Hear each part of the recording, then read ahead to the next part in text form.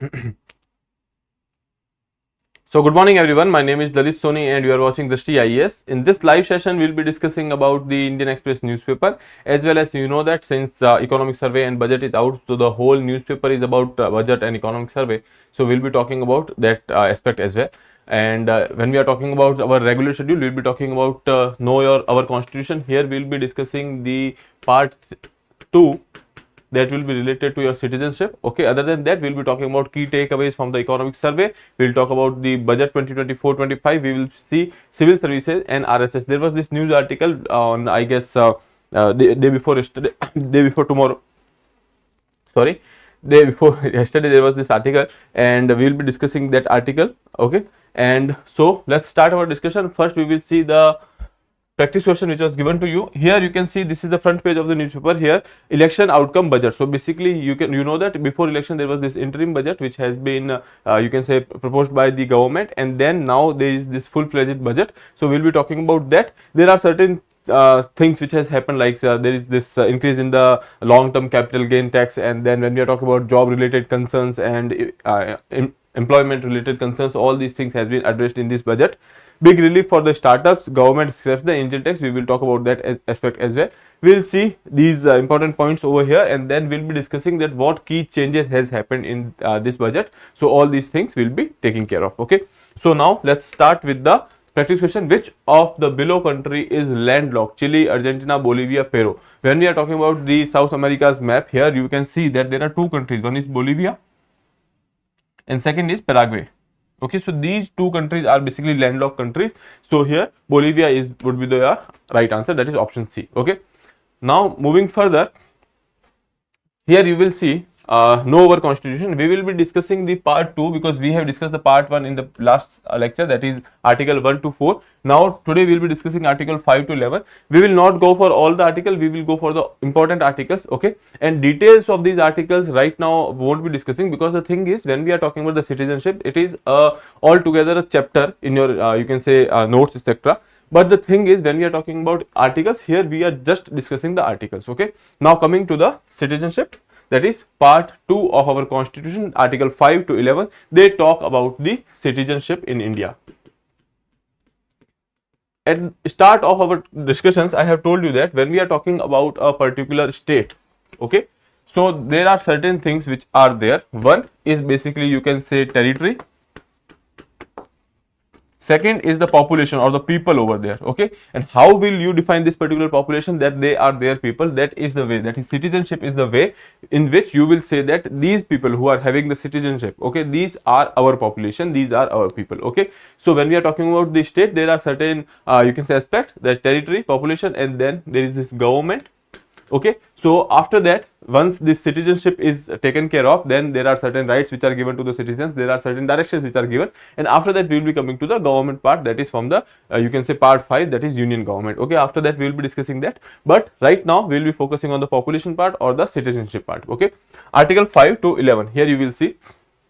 Now, as I told you that who is the citizen? A person who is living in your country, and by the virtue of this citizenship, he has certain rights. Okay, so to define that who will get benefits of these rights or welfare schemes, etc., there is this criteria, and in polity we call that citizenship. Okay, now article 5 talk about the citizenship at the commencement of the constitution. You know that when constitution came into picture, constitution was adopted, there are certain people who are already living over there. So we have said that that particular time of the commencement of the constitution, whoever was residing in India, they has gone the they has actually won the citizenship of India. Okay, so that was the article 5. So by the virtue of being in India at that point of time, and you wanted to be citizenship a citizen of India, so if you were there at the time of the commencement of the constitution, you will be the citizen. Okay, so that was talked about in the article 5. Okay, then coming to the article 6, right to the citizenship of a certain person who has migrated to India from Pakistan. Okay, you know that there was this partition,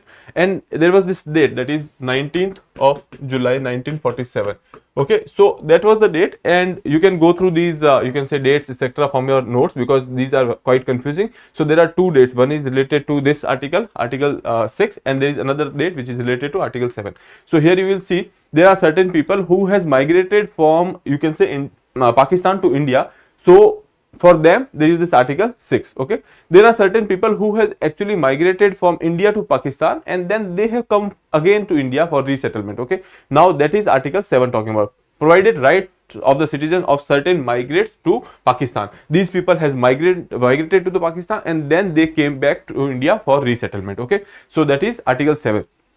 Now these are certain things you can say that from the constitution itself you are getting right to the citizenship. Okay, then moving further, article 8 provided right of citizenship of certain person of Indian origin residing outside India. There is certain person who is residing outside India and basically he has born in India or either of the parent either of the parent or the grandparent has born in India. Such people are called as the person of Indian origin. Okay, and they can come and get the citizenship of India if they want to. So that is article 8, that is providing for the citizenship of person of Indian origin. Okay, so that is there. Now coming to the next article, that is article 9, provided that if any person voluntarily acquired the citizenship of a foreign state, there will he will no longer be a citizen of India. Now the thing is, we know that India has single citizenship system, that if you are citizen of India you will not be a citizen of any other country, and if you are you can say voluntarily you are getting a citizenship of another country, you will be actually leaving behind the citizenship of India. Okay, so that is what is called given in the article 9, provided that if any person voluntarily acquired the citizenship of foreign state will no longer be citizen of India. Okay, so that is there. Then article 11, parliament to regulate the right of citizenship by law. Okay, now this is the most important article over here, because our citizenship, if we talk about, that is basically coming from that part. Okay, this is the, you can say, when we are talking about the commencement of the constitution, with the virtue of this constitution, there are certain people who has got the citizenship. Okay, those people who were present at that point of time. But the thing is, right now, after so many years of the independence and the adoption of the constitution, now when we are talking about our citizenship, how do we derive our citizenship? So we have parliament to make laws for such things, and parliament has actually gone for the law, that is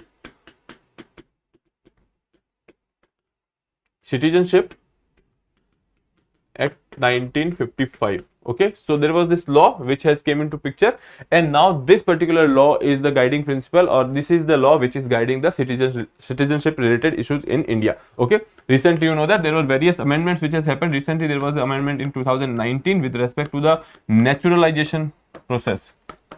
When we are talking about the, you can say, citizenship, there are certain process through which you can get the citizenship. One is by birth, second is by descent, third is by registration, fourth is by naturalization.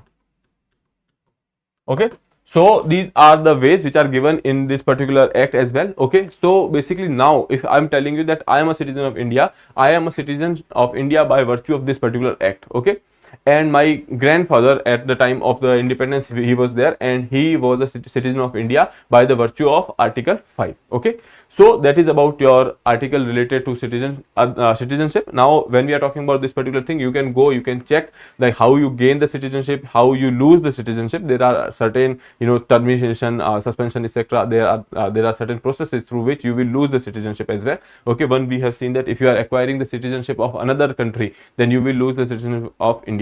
Okay, other than that, there are certain criteria which are there on the basis of which government can take away your citizenship as well. Okay, now if we look at these points further, other than that, this particular thing, when we are talking about the Citizenship Act 1955, there was this amendment in 2019. There were certain communities, okay, that is Hindus, Sikhs, Buddhists, Jainis, Parsis and Christians. These were the 6 communities from 3 countries, that is Pakistan, Afghanistan and Bangladesh. Okay, so if these communities are persecuted over there and they have migrated to India, okay, so there was certain relaxation has been given in the, you can say, years of naturalization. In naturalization, there is this requirement that you have to stay in India for 12 years. That requirement has reduced to 5 years. Okay, so I hope that is clear. You can go through these things. Now we can move to the next part, which is related to our article and discussion of today's, that is we will start with the economic survey. You know that when we are talking about economic survey, when we are talking about the budget, etc., these are certain activities which are done by the government, and these are basically giving a review of your economy. Okay, And now these review are important for us because this will give you a picture that what is going on in the economy, what are government's plan, what government is getting, what government is spending on. Okay, all these things are basically given in your budget. Okay, then what is economic survey? Economic survey is basically, you can say, talking about the macroeconomy or macroeconomic indicators.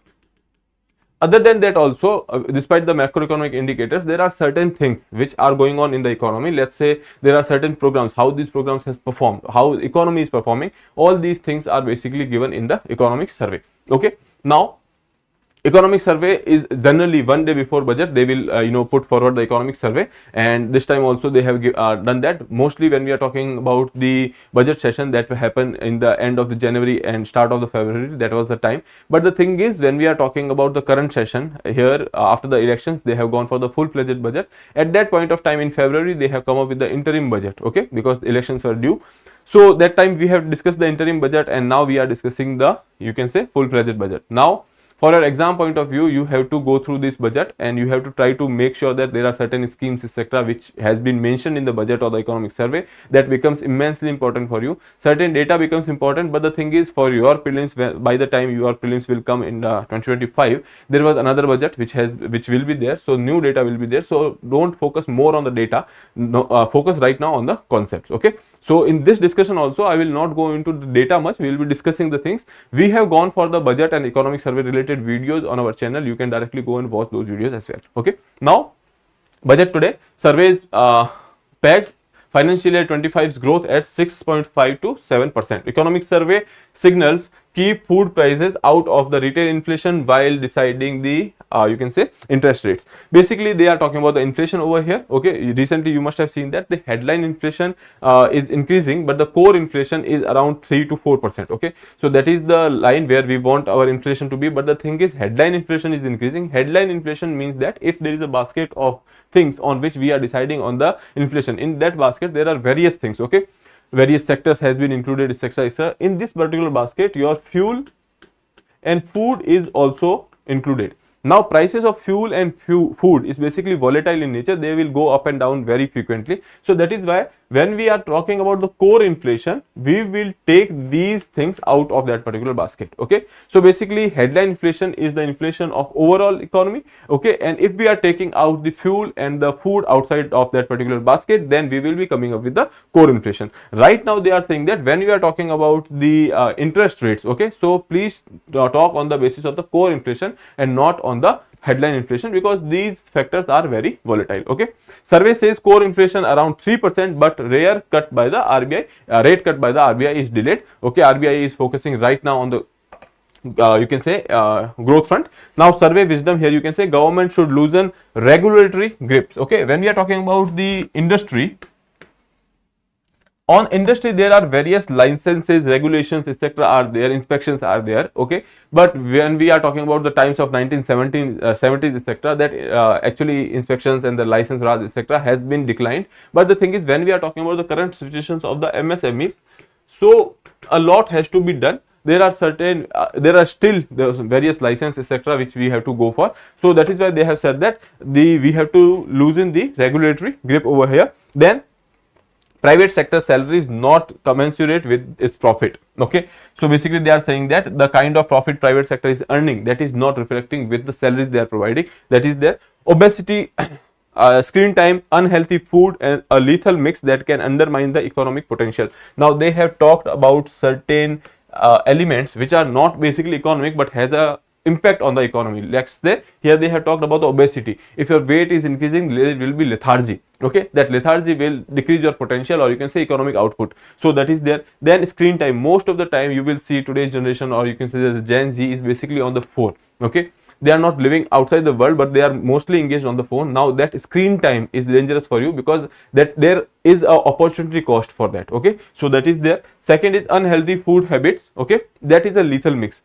So now they are saying that government should do something about it. Now what government will do in these criteria when we are talking about, obviously these are personal habits. Okay, but the thing is, there can be awareness generation that can be done.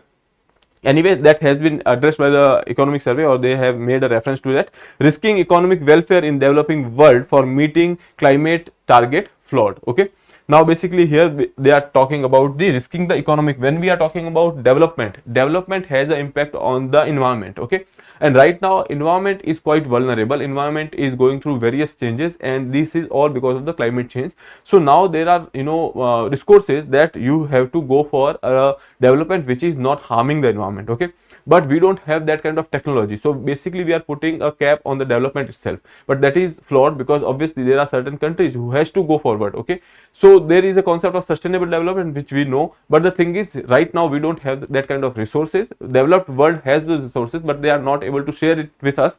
When we are talking about the various climate change related conventions, etc., they all talk about one thing, that is your technology sharing or the finance sharing, but the thing is developed world is not up to mark. They are not doing it up to mark. So that is about it. Here AI cast a huge pall of uncertainty for workers across skill segment. Okay, now the thing is, when we are talking about AI, most of the time it is this there is this concern that AI will take away the jobs, but the thing is, that is the case if you are not keeping up yourself updated with the AI. But the thing is, right now when we are talking about India, there are various people who are not getting that opportunity. Other than that, when we have seen the boom in the, you can say, internet related market or the service market, India has done really well, but India has to do work at the same pace when we are talking about the AI as well, otherwise we will be behind in the race. So that kind of concern has been raised by the economic survey as well. Okay, now investors overconfidence in market is a serious concern. So obviously market is very volatile. When we are talking about the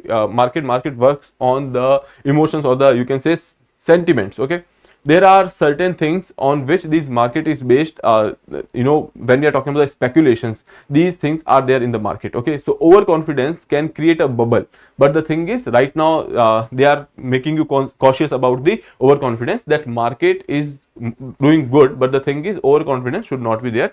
Anyway, you don't have to go deep into the, you can say, market and the share capital economy, etc., if you are not interested in the share market, etc. Okay, now coming to the key takeaways from the economic survey, we will talk about certain things which has been talked in the economic survey. We will not go into the details of the data, etc. Here you will see the more realistic picture of the challenges before India's economic growth. Okay, saying that AI can cause a harm, saying that obesity and you can say this screen time, etc., they are causing you can say some kind of impact or negative impact on the economy. This is a realistic picture which has been painted by the economic survey. Okay, now you will say, despite India's GDP growth more than 8% in the financial year 23-24, the survey pegs the GDP growth of the current financial year, that is around 6.5 to 7%. Now earlier there was this 8% and now they are keeping it low, that is 6.5 to 7%. That is a realistic picture. They are saying that there are chances that economy might not grow at the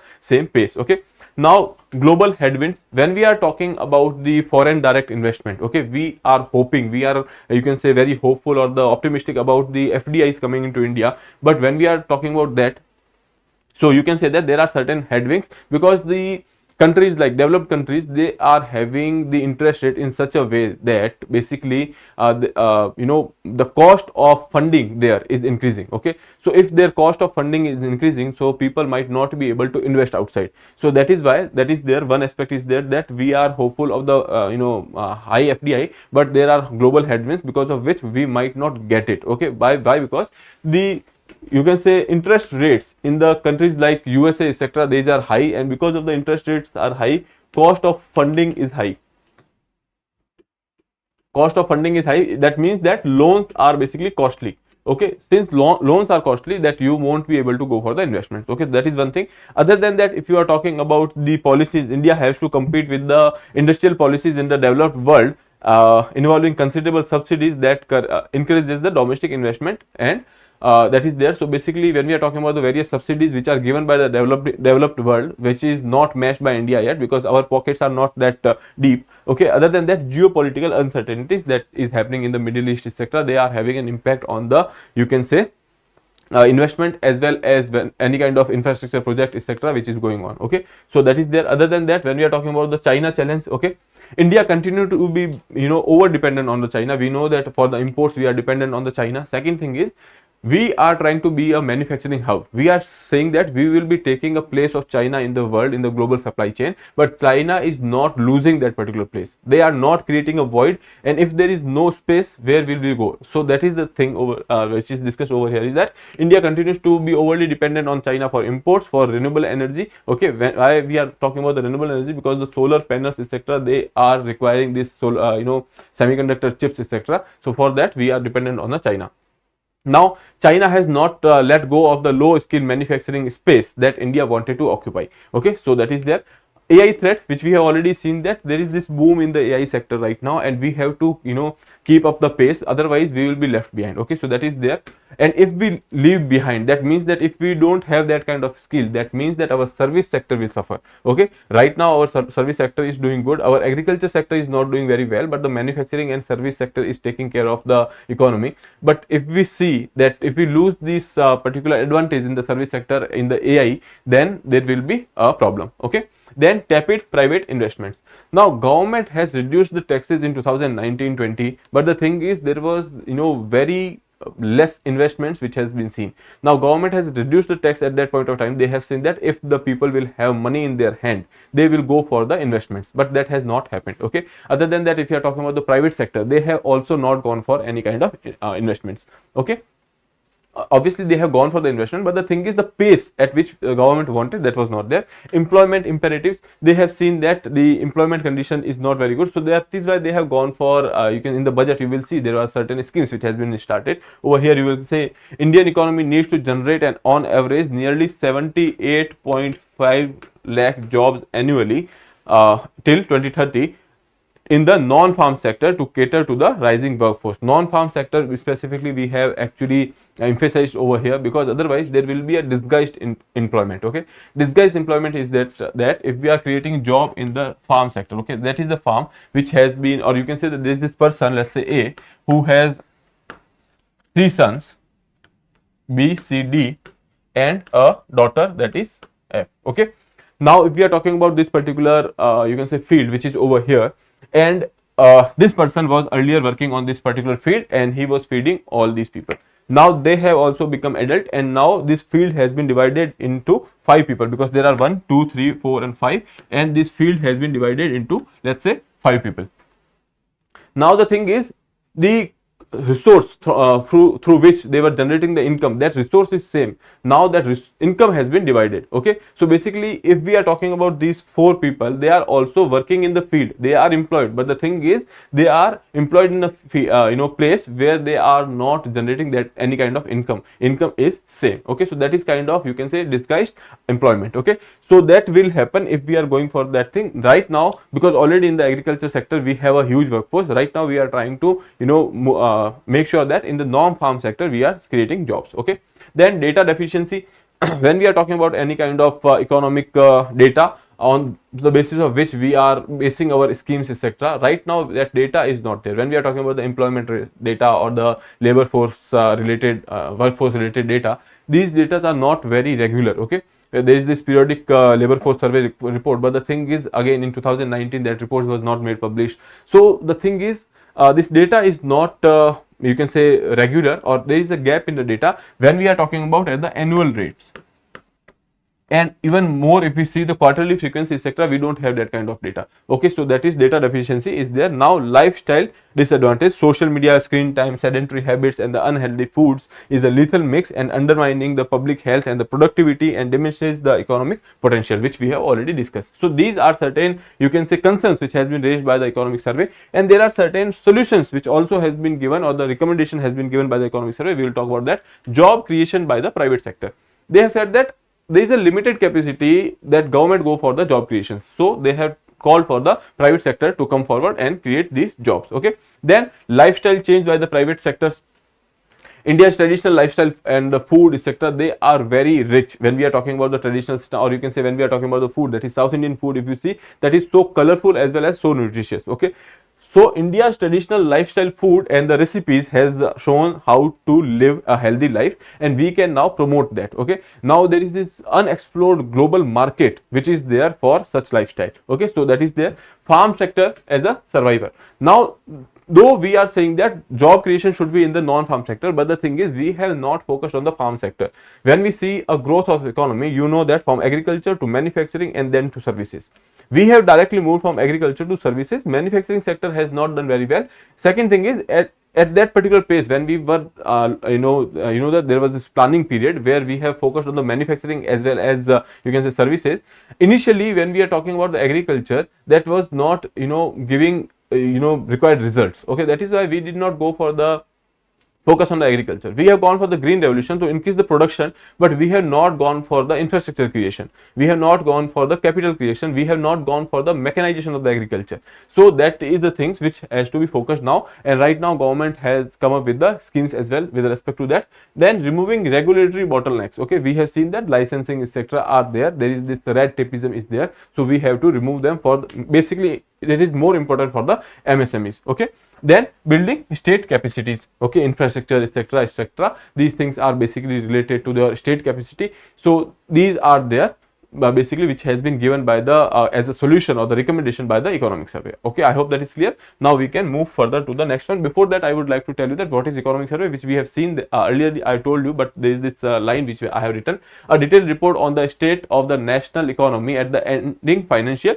year. Okay, it is prepared by the Department of Economic Affairs in the Union Ministry of Finance under the guidance of the Chief Economic Advisor. Now this particular point is important for you. First economic survey was presented in 1950 and 51. Form 64 it was presented along with the budget. Okay, so that is the you can say some facts you can remember. Now coming to the this particular page, herein they have talked about the various aspects. We have discussed that.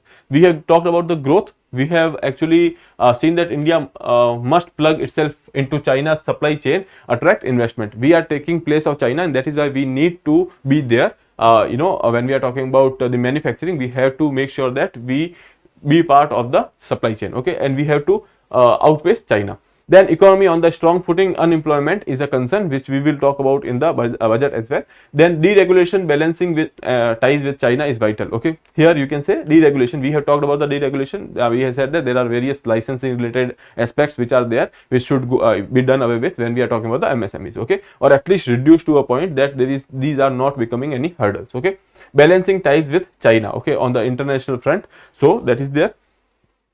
AI cast a huge pall of uncertainties which we have already discussed. Okay, so that is about the economy page of the day with respect to the economic survey.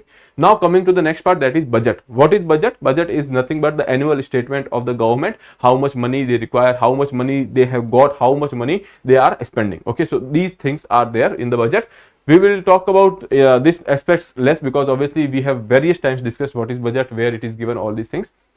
Now it is a blueprint of the expenditure, tax, transactions and the schemes of the government, and it is talked in the article 112. That is basically you can say that annual financial statement which is being mentioned in the article, and nowhere in the constitution the word budget is mentioned. That is called as annual financial statement. Okay, so that is about it. When we are talking about the budget theme this time, there are certain area of focus. One is employment, skilling, MSMEs and the middle class. Okay, so these are the theme you can say on which government has talked about in the budget. Moving further, here you will see there are some priorities for the Viksit Bharat. They have talked about the agriculture, employment, social justice, manufacturing, urban development, energy, infrastructure, research and development, next generation reforms. Okay, these are the heads on which government has talked about in the budget. Okay, then here you will see there are four major castes which has been given over here. One is Annadata, that is farmer. Okay, second is Garib, that is poor. Then Mahila, that is woman. Yuva, that is youth. These are the four castes which has been actually talked about by PM Modi. Okay, now moving further, if we see in the budget there are various provisions which has been discussed in news program, but the thing is if we are talking about this particular budget, how the shift has happened. So there are two shifts which has been visible over here. One is that shifting focus from the fiscal deficit to the debt to GDP ratio. Okay, now when we are talking about the fiscal deficit, here you will see that it is right now it is on the declining trend. Okay, we have pegged it when we are talking about the budget, we will be talking about that data as well. But the thing is right now government is talking about your borrowing, or you can say debt to GDP. Now this is same when we are talking the fiscal deficit, that is basically telling you about the government's debt, okay, but now they are not talking about the absolute numbers of the fiscal deficit. They are saying that it is now with respect to the GDP. If your GDP is increasing, you can go for the more debt, okay, or if your GDP is reducing or that is going down, then you should go for the lesser debt, okay. So that has been talked about in this particular budget, and that shift is visible over here. So they have shifted from the fiscal deficit numbers to the GDP to debt to GDP ratio, okay. Now why this particular shift? Okay, as I told you that if your economy is moving up, okay, so earlier when we are talking about the acts like FRBM Act, okay, FRBM Act says that fiscal deficit to limits after some time you have to achieve this target of 3%. But the government right now saying that if your GDP is increasing, then there is no harm in going for the 4% of the debt as well, okay. So that is basically the idea over here. Here you can say it is not the intention to focus on the deficit number, but rather to look at what will keep reducing our debt to GDP ratio, okay. So basically they are saying that we have to reduce the borrowings, okay, but if GDP is increasing, then we can go for the more borrowings, but the relatively if we see that borrowings are, or the percentage of the borrowing with respect to the GDP, that is going down, okay. So that is why they have shifted this focus, that is there. The government has cut the fiscal deficit target to 4.9% of GDP from 5.1. In the interim budget they have said that we will be keeping the fiscal deficit, that is 5.1, but this time they have said that we will be going for the 4.9%, okay. So that is one shift which has been observed. Now second shift is that from this investment to kick starting private investment, okay. When we are talking about the time of 2014 to 2024, at this point of time the NDA government has talked about this investment a lot. They have gone for the, you can say their targets were very, you can say, aggressive when we are talking about this investment. But the thing is, they have realized that that is not happening, that has not happened, that has not yielded much results. Now that there is this you can say coalition government, now they are going for the, you can say changes or the updates in the private sector, okay. So here you can say that kick starting private investments, okay. So now they are saying that private sector should go for the investments in the economy, okay. So that is the second shift which was visible in the economic survey. Moving forward, in the budget, moving forward in the budget, you will say job concerns, PLI to ELI, okay. PLI, this that was related to your production linked incentives. Now they have gone for the ELI, that is employment linked incentives, okay. So there are three schemes which has been which will be announced by the government. One will be related to your, for the first timers who are actually getting into the workforce, okay. Second is for the job creation in the manufacturing. Third is for the support to the employees with respect to their, you can say, provident funds, etc., okay. Now the details of these you can say schemes which we will be discussing in the future, when these schemes will be little bit concretized, okay. So then we will be talking about that. Then moving further, here you will see the big relief for the startups. Government scrapped the angel tax. Angel tax is basically the tax when you are raising money, or the new startup is raising money from the market, and let's say the asset or the value of a particular share is 100 rupees in the market from the market's point of view. But the thing is, there are certain investors which has taken the share at the rate of, let's say, 150, okay. So this 50 rupees extra which they have paid, okay, so this will be taxed. So that is that angel tax. Angel means that a person who is investing in a new setup or the new startup, okay. So this angel tax was actually looked as a hurdle by the startups. They have said that if someone is giving us money and if you are taxing them, that person will be you can say discouraged for the investment, and that is why it was considered a hurdle in the startups. So that is why government has actually gone for the scrapping of the angel tax. We have talked about the angel tax earlier, so you can go through and watch those videos, okay. Now moving further, here you will see internship for the 1 crore youth, industry seeks clarity. Here we have talked about that they will be going for certain things for the first timers, okay. So that is there one scheme will be there. Other than that, they have actually provided for the internships, okay. Here government will also give some kind of, you can say, some pay some part over here. And other than that, the top 500 companies or the private companies in you can say India, not necessarily the private companies, the companies that can include the private as well as the public sector. But the thing is, 500 top companies will be going for the creation of internship of level of 1 crore internships in next 5 years, okay. Now monthly allowances of 5,000 rupees and 1,000 one time assistance of 6,000 rupees will also be given. Okay, so that is the kind of incentives which will be given, or you can say remunerations which will be given to the interns. Over here you will see the government has announced to create internship opportunity for the 1 crore individuals at hundreds of top companies in India. Number of questions has arisen with respect to that. We will talk about those questions here. To fill the little talent void and also generate initial employment for the young people, the government will launch a scheme for the providing internship opportunities in top 500 companies for 1 crore youth in 5 years. Okay, an internship allowance of 5,000 rupees per month along with the one time assistance of 6,000 rupees will be provided. Company will be expected to bear the training cost and 10% of the internship cost from the corporate social responsibilities. So basically this is what government will provide, and government is saying that on this particular you can say scheme there will be nearly 6,000 crore rupees will be actually spended. Okay, so out of that, if someone some company is spending something on the internship, okay, so the you can say 10% of that particular cost will be beared by the company, and they can take that particular fund from your CSR fund. Okay, corporate social responsibilities. Companies has to, you can say, do something, or you can say repay the society in certain matter. Okay, so we have this CSR, corporate social responsibility fund, which has been created by the, you can say, act of a government. Okay, so they can take money out of that particular fund and spend on these internship schemes. Okay, now there are certain concerns with respect to this particular scheme which has been raised by the industry. That concern is that who will be these companies, who will identify these 500 companies. One thing, whether it is mandatory or optional, that is second thing. Okay, so such concerns has been raised by the you can say industry. Eligibility criteria for the companies that would be selected as a part of the plan, whether it will be mandatory. The basic qualification of individual needs to have quality as a beneficiary. Okay, so these things are basically the concerns. The qualification of that particular person to be the intern, qualification of the company to provide the internship, and all these things are there which are concerns. Okay, so that is about the internship related scheme.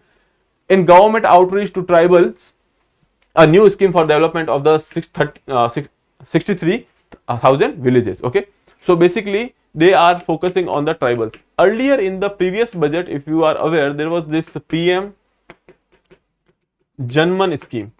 Now this PM Janman scheme was for the particularly vulnerable tribal groups, PVTGs. Okay, and now they have come up with a scheme which is for the all tribals over here. So here you can see a new scheme for the socio-economic development of the 63,000 tribal villages that will aim to cover 5 crore people from the tribal communities. Okay, so that is this, they are going for the scheme. Specifics are not yet given, but the thing is, we have got the idea that government is focusing on the tribal development as well. The budget for the Department of the Social Justice and the Empowerment, the government has also increased the allocation for the skilling of the scheduled caste, scheduled tribes, and the National Overseas Scholarship Scheme for the SCs and mechanized sanitation. So basically here these are the area of focus. First thing is that they are basically going for the skilling of the STs and SCs, so they have increased the allocation as well. Other than that, they are actually giving national overseas scholarships. Okay, so that is second thing.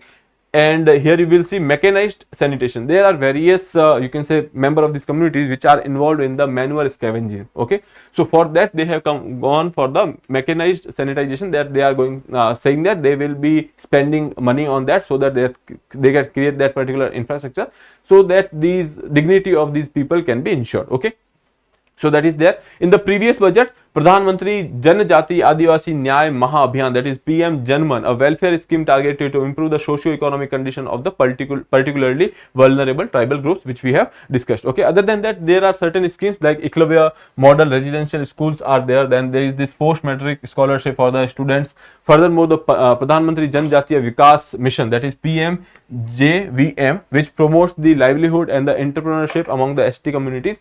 Now, why I am telling you all these things, because if any person who is writing mains this time, okay, so these things becomes important for you. If there is a question on the tribal governance, etc., you can mention all these schemes. Okay, then there is this PM Daksh. With the name it is clear, it is about the, you can say, skilling the people of the communities. Okay, so for the SC and ST communities, skilling of the people, we have this PM Daksh scheme. Okay, allocation of for the National Overseas Scholarship Scheme, which we have seen. The National Action for the Mechanized Sanitation Ecosystem, that is Namaste. Okay, so please remember this, that is to eliminating manual scavenging, replacing it with the mechanized cleaning of the sewers. Okay, I hope that is clear. Now we can move to the further, that is related to the various parts which has been discussed in the budget. Okay, we will not go into details of all these things because obviously this will take time, but you can take the, you can go through these particular PDFs which will be provided in the Telegram. Okay, so the link has been given in the description. You can take this PDF from the Telegram. Now, productivity and the resilience in the agriculture. We have said that government is now focusing on the agriculture sector. Few days ago, we have said that government is coming up with a scheme with the outlay of nearly 50,000 crores for the farming sector. Okay. So here you can say transforming agriculture research focused on the R&D. Second, national corporation policy will be there, and Atmanirbhar Bharat. Agriculture will become very important in Atmanirbhar Bharat when we are talking about the food grains production in India. Second thing is pulses, oil seeds. All these things are quite important when we are talking about the, you can say, agriculture. And right now when we are talking about pulses and oil seeds, okay, so our demands are basically you can say fulfilled by the imports as well. Okay, we are producing these things, but the thing is there are imports. So basically if we are going for the Atmanirbhar Bharat, so here that aspect will be covered, pulses in the oil seeds. Okay, then release of new varieties. Okay, second thing is Atmanirbhar Bharat. If we are going for the self dependency for ourselves, other than that we are going for the more production, then we can go for the exports as well. Okay, so we are going for the export promotions as well when we are talking about the agriculture. Here, release of new varieties, 109 high yielding varieties, high yielding and the climate resilient varieties of 32 field and horticulture crops will be released by the cultivation of by the farmers. Okay, so that is there. Vegetable production and the supply chain, that is there, and national corporation policy, which we have already talked about. Here you will see we are focusing more on the natural farming than shrimp productions and export. Okay, financing of the shrimp farming, processing and the export will be facilitated through the NABARD. Okay, so that is a body in agriculture. Then digital public infrastructure, we are trying to go for the, you can say, digital land records as well. Okay, other than that, when we are talking about the soil cards, etc., we are trying to make sure that all these things, there should be a one stop solution. Okay, so that digital public infrastructure can help us in that. DPI covering the farmers and their lands in 3 years, digital crop survey in 400 districts, and insurance assurance of the Jan Samarth based Kisan credit cards. Okay, so that is there. So basically what we are doing is we are trying to integrate all these things over here in the digital public infrastructure. Okay, now moving further, here you will see energy security initiative with private sector in the nuclear energy. Then energy audits will be there, pumped storage policies, USC thermal plants, etc., which is to be you can say put into picture. Then here you will see when we are talking about the PM Surya Ghar Muft Bijli Yojana. Okay, so this is based on your solar energy,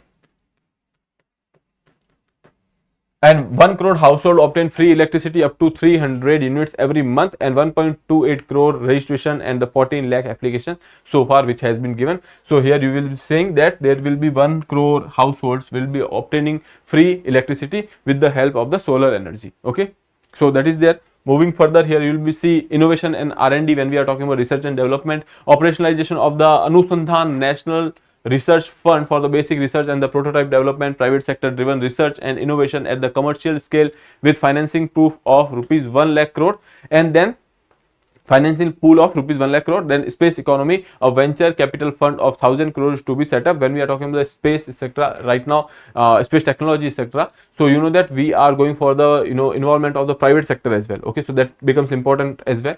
Then moving further, here you will see next generation reforms. Okay, rural and the urban land related reforms. As I told you that we are going for the digital records of the land. Okay, when we are talking about the land records, the condition is abysmal in India, and that is why right now we are focusing on that. So this infrastructure is we are trying to create, or next generation reforms we are trying to go for unique land parcel identification number, that is Bhu Aadhaar number. Like you have your Aadhaar number, for land parcel there will be this Bhu Aadhaar for all lands. Okay, so that is there. Survey of map subdivision as per the current ownership. Okay, so there will be a survey of map. then linkages to the farmers registries, then land records in urban areas to be digitized with the GIS mapping. GIS mapping is global information system, we know that. So basically on the map, if you are placing it and then you are putting a record or you are attaching a record to that particular land, okay, digitization of the cadastral maps and establishment of the land registries. Okay, so basically we are going for the digitalization of the land reforms, that is land records, that is there. Now moving further, here in the tourism sector, there is this Vishnupat temple corridor and the Mahabodhi temple corridor, which is model on the Kashi Vishwanath temple corridor. Okay, so basically now Vishnupat temple corridor, now this particular temple becomes important for you to go and search with respect to the art and architecture as well. Then Mahabodhi temple corridor, which is to be model on the Kashi Vishwanath temple corridor. Second is that comprehensive development initiative for the Rajgir will be undertaken, which holds the religious significance for the Hindus, Buddhist and the Jain. Okay, so the Rajgir, or you can say Rajgraha, earlier it was known as Rajgraha, it is now in Bihar. Okay, this is the place where various you can say elements of Buddhism and Jainism are attached, and even Hinduism are attached over here. So now we are developing that. The development of the Nalanda as a tourist center, besides reviving the Nalanda University of its glorious statute. Okay, Nalanda University recently inauguration has been done, so please remember that this is the second time it has been in the news. The assistance to the development of the Odisha's scenic beauty, temples, monuments, craftsmanship, wildlife sanctuaries, national landscapes, pristine beaches, making it an ultimate tourism destination. So basically we are focusing on the Odisha as well. Okay, here you will be say Purvodaya, Vikas bhi, Virasat bhi. Okay, the plan for the endowment of the rich states in the eastern parts covering Bihar, Jharkhand, West Bengal, Odisha, Andhra Pradesh, for the generation of the economic opportunities to attain Viksit Bharat route. Now please make sure that in this particular initiative, Andhra Pradesh and Odisha, West Bengal are also you can say part of it. So Bihar, Jharkhand, West Bengal, Odisha, Andhra Pradesh, okay, to attain Viksit Bharat. Here Amritsar Kolkata industrial corridor will also be developed. Okay, now moving further, Pradhan Mantri Janjatiya Unnat Gram Abhiyan, improving the socio-economic condition of the tribal communities covering 63,000 villages, which we have already discussed. Okay, now moving further, here direct tax related proposals, if we talk about to reduce the compliance burden, promote entrepreneurial spirit, provide tax reliefs. Okay, so that was there. You can go through this particular slides. There is nothing much. One thing which is there is that short term gains. If we are talking about the short term capital, the financial gains, for that they will be attracting 20% of the tax. Then when we are talking about the long term gains or long term capital gains, when we see, so earlier that was 10%, now they had increased into 12.5%. okay, other than that, increase in the exemption limit of the capital gains is to 1.25 lakh per year. Okay, now abolish the angel tax, which we have seen, simpler tax regimes, etc., which are there with respect to this you can say direct tax related proposals. Now from where rupee come and from where goes, there is this chart which is given over here. Okay, so if we are talking about from where rupees comes, most of the time we will see that maximum it is coming from the borrowings and the other liabilities. Okay, so that is there, that is nearly 27%. And if after that, if we see the you can say rupees coming from the income taxes, and after that there is the GST.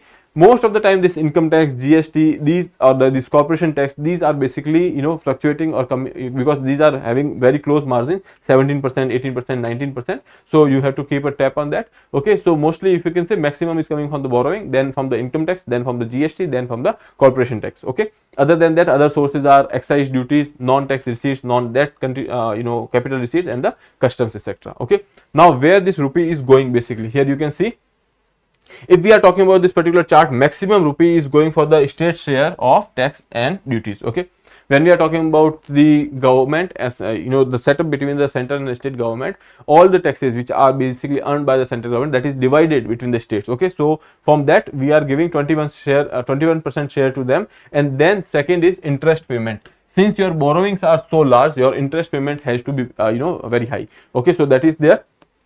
After that, if you will see, we have the central sector schemes on which we are spending. Okay, other than that, there are other areas where we are spending, that is pensions, and then centrally sponsored schemes, finance commission, and the other transfers are there, like grants, etc., which we are giving. Then defense, then subsidies. On defense we are spending 8%. Okay, of that you can say our expenditure. Okay, so that is about, you can say, from where rupee is coming from and then where it is going.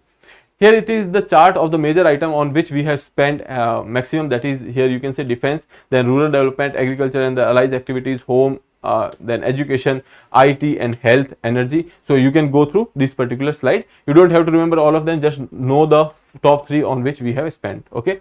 Then when we are talking about the allocations, here you will see in Manrega the allocation has increased, in research and development project this allocation has increased, nuclear power project allocation has increased, direct benefit transfers, they have increased the allocations. Okay, for the solar power related grids etc., they have actually gone for the increase in the allocation. So these are the things which we have discussed in the budget. Okay, so that is about the review of the budget. You definitely has to go through the budget you can say document, otherwise the summary of those things, or you can watch the videos on the you can say our YouTube channel. Okay, now coming to the next article, and that will be the last article for the discussion, that is related to, you can say, a row over central's RSS order. Opposition says offices and the staff are being politicized.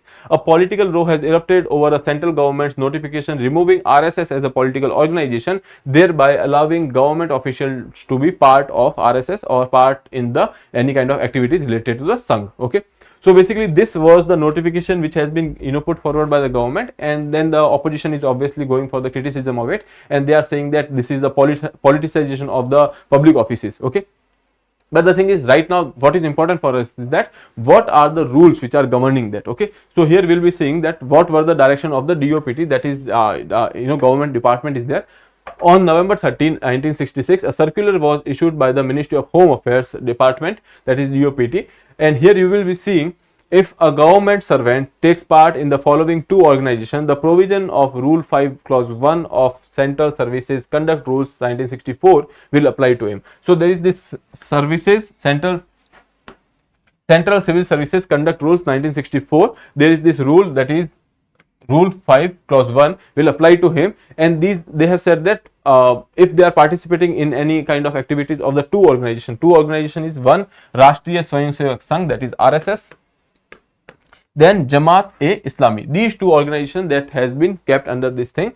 And what are the provision here? You will see the Rule 5 of Rule 5 Clause 1 of the 1964 Act, you can say here, taking part in the politics and the elections, that is the title. Here you will see, no government servant shall be a member of or be otherwise associated with any political party or any organization which takes part in the politics, nor shall he take part in or subscribe to or assist in any manner any political movement or activities. So basically they are saying that any kind of activities which are associated with the 2 organization, that government servant has should not go for it. Okay, so basically they have given 2 organizations, one is RSS and Jamaat Islami.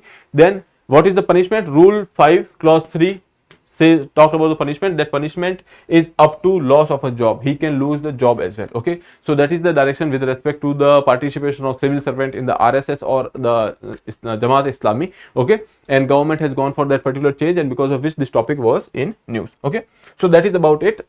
For your own read, there are 2 things, that is budget and economic survey. I am not giving you any particular article. Whatever articles were important, we have covered that. Now you can directly go and read the document. There can be sources. You can see, either you can go to the document directly, otherwise you can go for the summaries, and you can go for the videos which are there on the Drishti IAS English channel. Okay, so when we are talking about the interim budget, at that point of time also we have gone for a series. Over there we have discussed the political as well as the economic aspect of the budget. Please go through those videos as well. Okay, when you will be realizing that how this budget is prepared, what is the political significance of budget, etc., they were given in those videos. Okay, so there is this can say playlist with the name of budget series. You can go through that. Okay, so that is about for your own read. In the last, there is this one question: economic survey is conducted by whom? Department of Economic Affairs, or you can say, we will say, prepared by whom. Okay, economic survey is prepared by whom? Department of Economic Affairs, World Bank, Reserve Bank of India, International Monetary Fund. Okay, so that is about today's question. You can attempt this question and answer in the comment box. With that, I would like to take your leave. I'll see you in the next episode. Till then, have a good day. Thank you.